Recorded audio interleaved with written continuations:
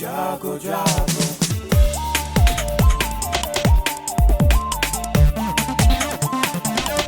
Radio जागो जागो radio जागो 90.4 FM।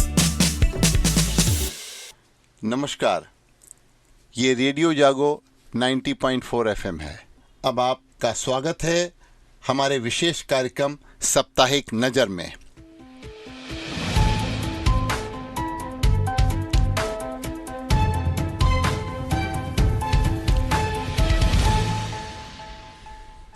आइए सुनते हैं साप्ताहिक नज़र अभय शंकर गौड़ से। पिछले हफ्ते कई देशों के बीच में आपस में एक दिवसीय मैच का आयोजन किया गया। इसमें अगर देखा जाए तो 15 अक्टूबर को सबसे पहले इंग्लैंड और अफगानिस्तान के बीच मध्य मैच हुआ, जिसमें अफगानिस्तान विजयी रहा। और उससे पहले भारत और पाकिस्तान का बहुत ही रोचक मैच रहा, जिसके बारे में सबको बहुत उत्सुकता रहती है कि इसके नतीजे क्या होंगे, और अब की बार भारत इसमें विजयी रहा। उसके बाद में ऑस्ट्रेलिया और श्रीलंका के बीच मैच खेला गया, जिसमें ऑस्ट्रेलिया ने विजय दर्ज कराई।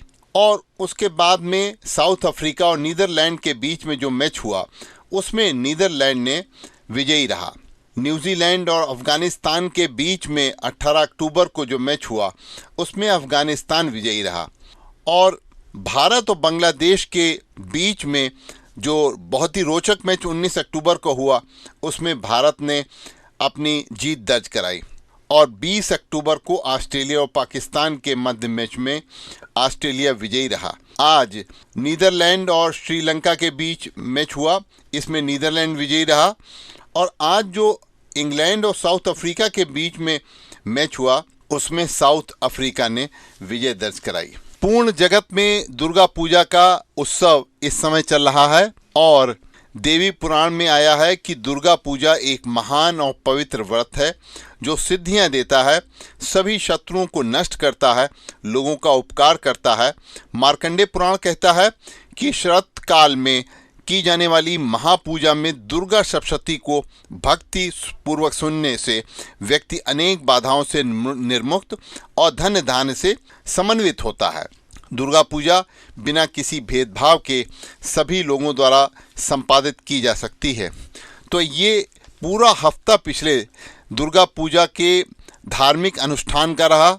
यह केवल धार्मिक व्रत ही नहीं रहा, बल्कि लोगों ने इस को सामाजिक अनुष्ठान के रूप में भी मनाया। इस समय त्योहारी सीजन चल रहा है और लोगों में बड़ा उत्साह दिखलाई पड़ रहा है। पिछले हफ्ते सोने चांदी हो या फिर बर्तन का बाजार हो, ये सभी में अब बाजार में मंदी छटने लग गई है और बाजार में रौनक लौट रही है। लोग बाजार पहुंचकर दुकानों पर खरीदारी कर रहे हैं। इससे व्यापारी के चेहरों पर भी मुस्कान अब लौट रही है। शारदीय नवरात्र में इस समय सराफा कारोबार चमक रहा है। सराफा कारोबारियों के अनुसार सोना व चांदी पिछले वर्ष से महंगा है। पिछले वर्ष 50,000 रुपये के करीब सोना था, जो इस बार बढ़कर 61,000 के करीब आ गया है। इसी तरह चांदी का भाव 52,000 से बढ़कर अब लगभग 74,000 रुपये के करीब पहुंच गया है। पिछले हफ्ते 10 करोड़ रुपए से अधिक का कारोबार हो चुका है और नवरात्र व दशहरा तक अनुमान लगाया जा रहा है कि 40 करोड़ रुपए का कारोबार हो सकता है। सराफा कारोबारियों ने बताया है कि इस बार कारोबार अच्छा है और आगे भी बेहतर रहने की उम्मीद है। ऑपरेशन विजय के अंतर्गत इजरायल से विमान भारतीयों को लेकर दिल्ली एयरपोर्ट पहुंचा, और पिछले हफ्ते कई ऐसे लोग जो फंसे हुए थे इजरायल में लड़ाई की वजह से, वो एयरपोर्ट दिल्ली पहुंचे और उनके परिवारों में खुशी लौटी। वैज्ञानिक एवं पूर्व राष्ट्रपति अब्दुल कलाम की जयंती पर प्रधानमंत्री नरेंद्र मोदी ने राष्ट्र के प्रति उनके योगदान की सराहना करते हुए श्रद्धांजलि भी अर्पित की। रेडियो जागो 90.4 FM हरदोई से पूर्व राष्ट्रपति की जयंती विश्व छात्र दिवस के रूप में मनाई जाने को लेकर विभिन्न विद्यालय के विद्यार्थियों से बातचीत भी की गई और उसे प्रसारित भी किया गया। मुख्यमंत्री योगी आदित्यनाथ ने उत्तर प्रदेश में मिशन शक्ति के चतुर्थ चरण का शुभारंभ किया है और इसी क्रम में शहीद उद्यान हरदोई में राज्य ग्रामीण आजीविका मिशन की शादी में जिला पंचायत हरदोई के अध्यक्ष और इसके अलावा भारतीय जनता पार्टी के अध्यक्ष तथा शैक्षिक प्रकोष्ठ की ओर से सम्मान भी आयोजित किया गया और जनपद के शहीदों और वीर नारियों का सम्मान भी किया गया। एक और बहुत बड़ी चीज हरदोई के विकास में जुड़ने जा रही है, क्योंकि हरदोई से लगे हुए सीतापुर जिले का नैमिषारण है और ये एक ऐसा स्थान है जिसकी की बहुत बड़ी धार्मिक मान्यता है। तो अब अयोध्या, वाराणसी और नैमिषारण में पर्यटकों के लिए हेलीपैड की सुविधा उपलब्ध होने जा रही है। प्रदेश के पर्यटन मंत्री जयवीर सिंह ने इस बात को बताया है कि यहाँ पे हेलीकॉप्टर सेवा के लिए हेलीपैड का विकास एवं संचालन पीपीपी मोड पर यानी पब्लिक प्राइवेट पार्टनरशिप मोड पर निजी निवेशकों के माध्यम से कराया जाएगा और इसके लिए जमीन भी चिन्हित कर ली गई है। नैमिषारण में अंतर्राष्ट्रीय धार्मिक व सांस्कृतिक पर्यटन स्थल के रूप में इसे विकसित करने के लिए सरकार द्वारा योजना बनाई जा रही है। इससे श्रद्धालुओं की संख्या में वृद्धि होगी, क्योंकि हरदोई के लगे हुए नैमिषारण है, इससे हरदोई के विकास को भी गति मिलेगी। नैमिषारण में इस तरीके का मास्टर प्लान तैयार किया जा रहा है कि यहाँ पर सरकार ने नैमिषारण तीर्थ विकास परिषद का भी गठन कर दिया है।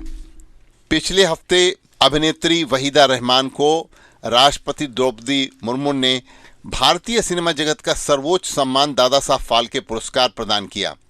यह पुरस्कार ग्रहण करने वाली वो 8वीं महिला कलाकार हैं।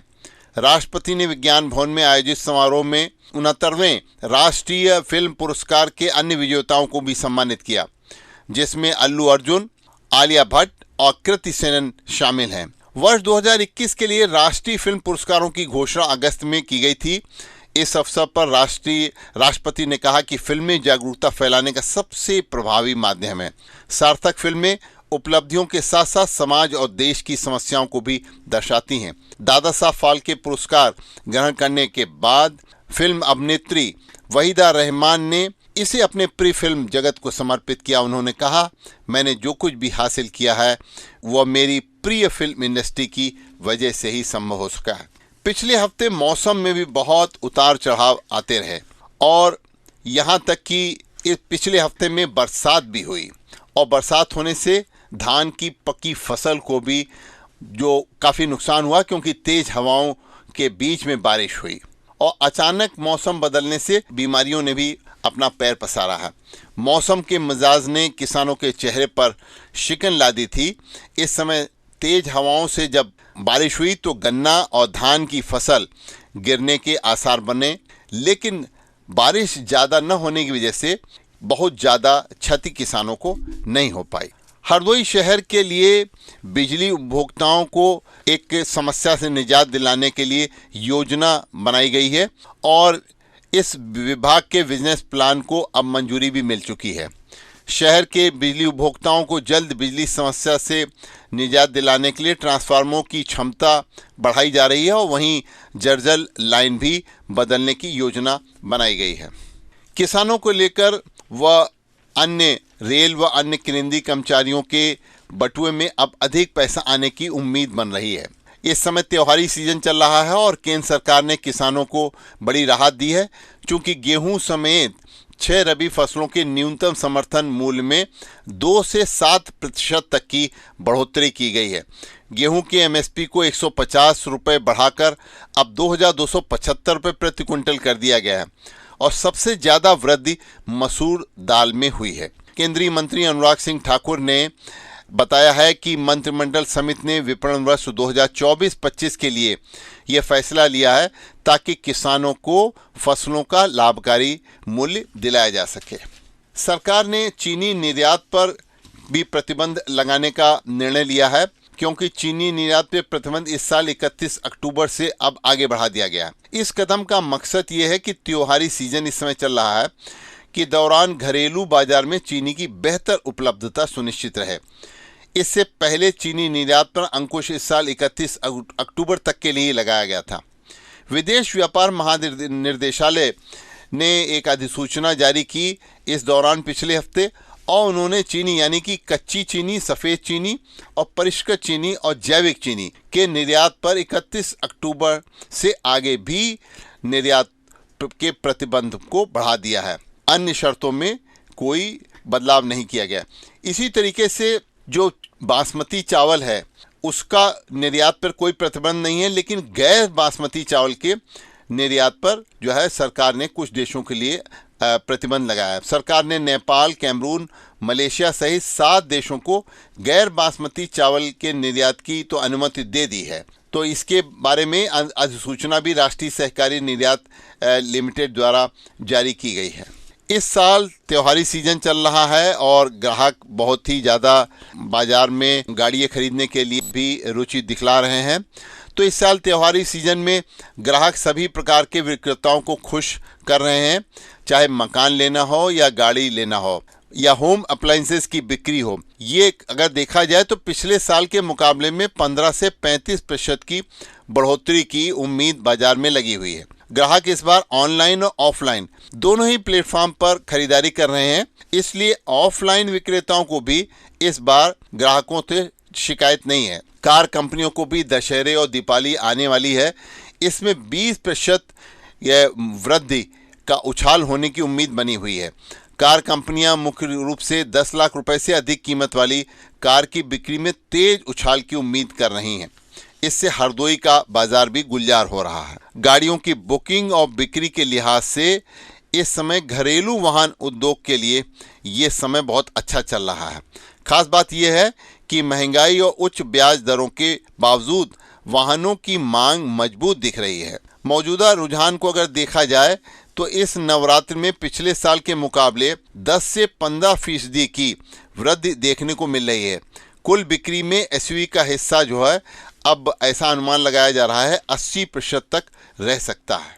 नवरात्रि व आने वाले दिनों में ऑटोमोबाइल सेक्टर गुलजार हो रहा है। इसमें सिर्फ कार ही नहीं बल्कि बाइक और ट्रैक्टर और अन्य वाहनों की खरीदारी को लेकर भी लोगों में उत्साह है। इस सीजन में ऑटोमोबाइल सेक्टर से जुड़े कारोबारियों को उम्मीद है कि हरदोई में 50 करोड़ रुपए से अधिक की बिक्री हो सकती है।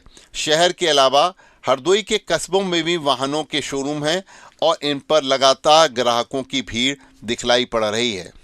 मुख्यमंत्री योगी आदित्यनाथ ने डेंगू के बढ़ रहे प्रकोप को देखते हुए पर्याप्त सतर्कता व सावधानी बरतने के निर्देश दिए हैं। उन्होंने कहा है जिन जिलों में ज़्यादा सावधानी बरती जाए, जहां पे ज़्यादा मरीज दिखलाई पड़ रहे हैं, और इस बात का विशेष ध्यान दिया जाए कि हॉट स्पॉट की स्थिति कहीं पर न बनने पाए। अगर एक ही क्षेत्र में ज़्यादा संख्या में रोगी मिल रहे हैं तो वहाँ मरीजों के उपचार के लिए डॉक्टरों की टीम गठित करने के लिए भी उन्होंने निर्देश दिए हैं और फॉगिंग व सैनिटाइजेशन पर भी मुख्यमंत्री ने विशेष जोर दिया है। पशुधन मंत्री ने विभागीय योजनाओं में लापरवाही बरतने वाले जिन 18 जिलों के पशु चिकित्सा अधिकारियों का स्पष्टीकरण मांगा है, उसमें हरदोई जिले के भी पशु चिकित्सा अधिकारी से स्पष्टीकरण मांगा है। एक खास बात हरदोई के लोगों के लिए और बहुत है कि हरदोई में लोग चाह रहे हैं कि कितनी जल्दी हरदोई का बाईपास का निर्माण होगा, जिससे हरदोई शहर में उनको जाम की समस्या से निजात मिलेगी। तो ये बहुत आवश्यक है कि हरदोई में बाईपास जल्दी से जल्दी बने। तो हरदोई बाईपास का पक्का निर्माण कार्य इसी महीने से शुरू होने की उम्मीद बन रही है। National highway authority of India की बरेली शाखा ने ये बात कहा है कि अधिकांश औपचारिकताएं अब पूरी कर ली गई हैं और इस बाईपास को बनने से रोज करीब 40,000 लोगों को जाम की समस्या से छुटकारा मिल सकेगा। शहर में लगभग 16 किलोमीटर लंबा बाईपास का निर्माण होना है, जो हरदोई के पास से खेतोई से और कोरिया तक बनाया जाना है। इसके लिए ज़मीन भी अधिग्रहित की जा चुकी है और उसके चिन्हित ज़मीन पर समतलीकरण भी कराया जा चुका है। NHAI के परियोजना निदेशक BP पाठक का कहना है कि वित्तीय प्रक्रिया पूरी की जा रही है। दीपावली से पहले कार्यदायी संस्था आकर निर्माण कार्य शुरू कर देगी। अब देखना है कि कितनी जल्दी ये सर्विस रोड, अंडरपास, ओवरब्रिज, पुलों आदि का निर्माण होता है और ये हाईवे अपना पूरा समय लेकर के पूरा होता है। हरदोई में कल और आज समाजवादी पार्टी के राष्ट्रीय अध्यक्ष अखिलेश यादव ने यहाँ कार्यकर्ताओं से एक सम्मेलन किया और प्रशिक्षण शिविर को भी उन्होंने संबोधित किया। तो अभी आप सुन रहे थे अभय शंकर गौड़ से साप्ताहिक नजर। सुनते रहिए रेडियो जागो 90.4 FM।